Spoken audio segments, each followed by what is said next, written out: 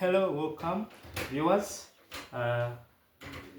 For today we want to see how we can refill our cartridge. Okay, we want to see how we can refill this cartridge with the toner. Okay, so that next time you don't waste money going for cartridge refill. So this cartridge has a very simple of refilling it. You just come nearby here, there is a plug, just plug it out. Are you seeing this one?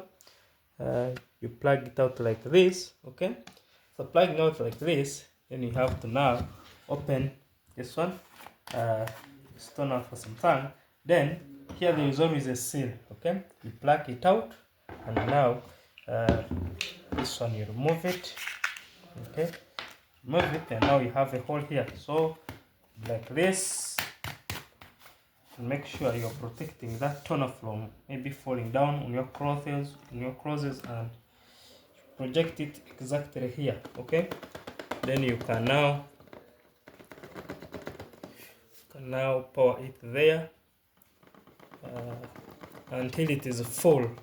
Okay, that is it. So you go now, you close. Okay, you take it back slowly, and after taking it back slowly, you can now continue with your printing. Okay, you can now continue with your printing. So that's it.